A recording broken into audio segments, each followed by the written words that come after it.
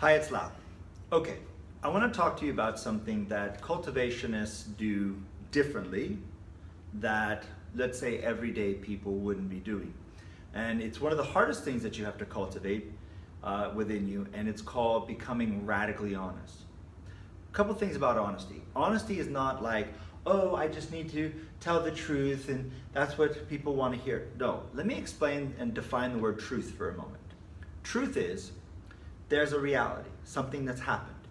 Your accurate and as close as you can be precise description of what that was, what exactly happened, what that means, and your best experience of it. Does that mean that everybody's going to have a varying degree of truth? Not because the thing itself is different, but because my perception and a way to describe truth is different. Therefore, if I have a limited language, I don't have the ability to tell the truth.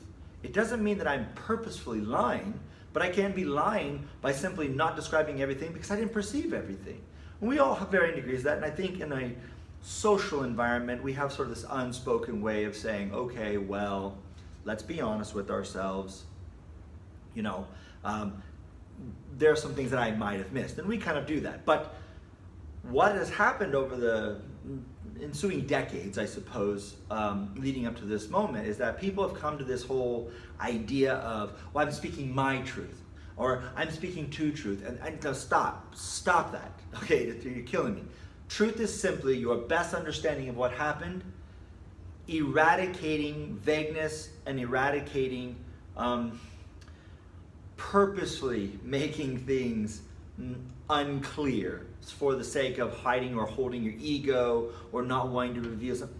The reason why it's so important to radically cultivate yourself to be able to speak the truth is successful people do not lie to themselves. Successful people are honest with themselves. When you do not tell the truth, hominids like ourselves have a real hard time with, can I trust you? If you look at Darwin's law says that it should be the survival of the fittest and there should be only the most aggressive out there, if that were true. But humans don't do that. We actually work on something called reputation. We say, if you're a good guy and I'm a good guy and we both do business and we're known to be good people and we're known to do good things, then people want to do business with us. Look at how many companies out there that give you so much, established in 1852 and we've been around for 50 years and we're a hometown people. What they're trying to do is establish reputation with you. Because those with the best reputations are the ones that people are likely to trust. When you do any type of interaction, whether it be commerce or intimate relationship, you do it with people you trust. You cannot trust somebody who cannot speak accurately or as accurately as possible about what exactly happened in their life. Many couples who argue with one another, and we're going to assume positive intent and good faith, that they're not lying to each other on purpose, but they see the world radically different, and you say, she's crazy, or he's insane. The reason why that is because you're not speaking clearly enough so that the other person's perception can go, yeah, that's true. Okay? When people say, I'm going to say what I mean and mean what I say and do what I say and say what I do, when you have that kind of honesty, people go, oh, I can calm down, I can trust that person. But when you get these people who skew the truth, you go, I don't know if I can do business with that person. Good example, Steve Jobs. He lied with the first iPhone. There were 5 iPhones, not one, because one iPhone didn't have the power to run all the apps he was trying. So he would pick one up, he would try it, show it to everybody, then lay it back down. And then start talking on and pick it up again, but didn't pick up the same one. He picked up a different one. And this big infusion of cash came, and then everybody got their iPhone. Now, here's the thing. Was he being honest? No, but Apple's reputation was we deliver what we say. Because of the infusion of cash, they did that. So it was Apple's reputation. But Steve Jobs? No, not really. No, didn't really have that. It might be besmirching him or umbrage. No, he's who he was, and everybody understands that, and there are plenty of biopics and biographies about that. What I'm trying to explain here is that radical honesty. Cultivationists, people who are trying to cultivate in their life, have got to learn the first person you have to be radically honest with is yourself. You cannot lie to yourself. Successful people do not do that. So, if you are not doing the things in your life that feed you, not doing the things in your life that matter to you, then you are bartering your youth, vitality, your vigor, and for what? Okay? Oh, I'm afraid to go further. Then be honest about that. Don't lie to yourself. Radical honesty. Harnessing your courage and becoming radically honest is absolutely important because you cannot expand your language about what is, which then expands your psychology and awareness. When people want these over-awareness, a lot of people say, well, how do I open my third eye? Well, first, stop lying. Second, take care of the people in your life. Make sure your apartment is clean. Take care of yourself with your diet. All of these things, because these create an awareness of your world, of what is and what isn't. All the third eye is the ability to see what is. If you're lying to yourself and you can't even deal with your own foibles, why would you think that opening your third eye would be a good thing? It would be a terrible thing. Because then you'd have to see the truth and you couldn't lie to yourself. And that would just rip your psyche apart. You've got to learn with the simple, small seed things. Like somebody comes in and says, would you like to have dinner with me? And you say, no. Well, why not? Because I don't want to.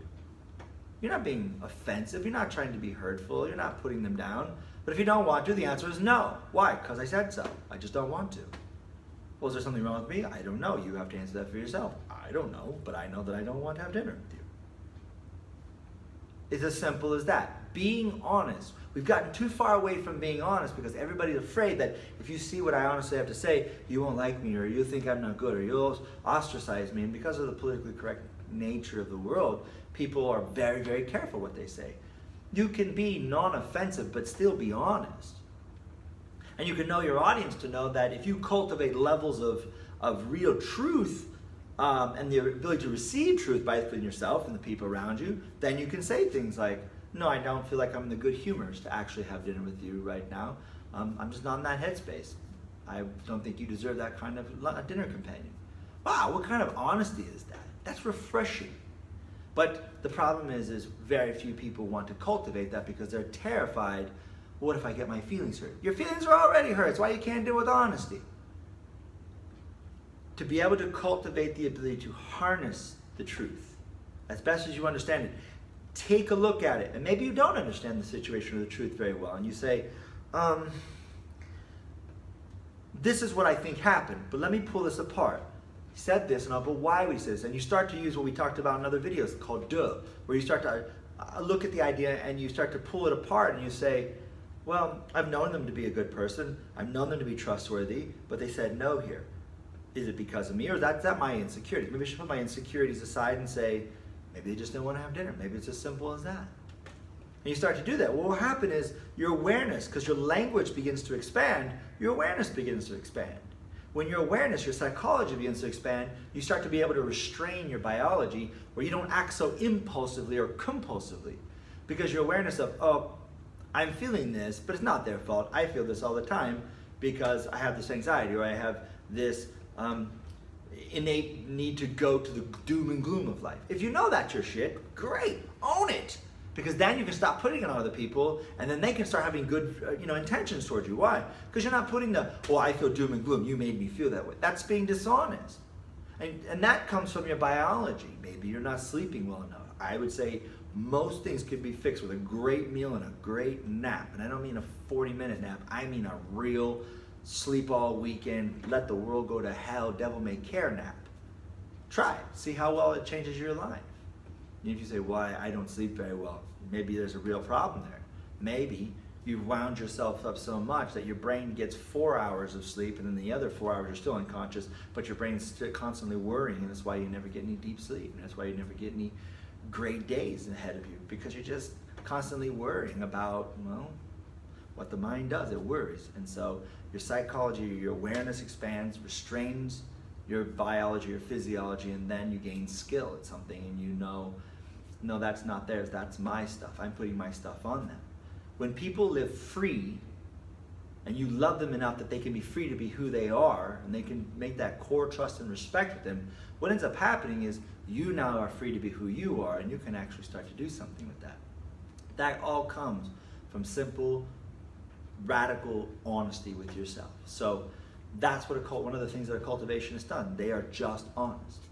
And a lot of times you'll find most of the things you chatter about all day are completely worthless. It's just you making mental noise to distract yourself from plain truths that you are where you are in your life and you want to be somewhere else, and you have to cultivate that.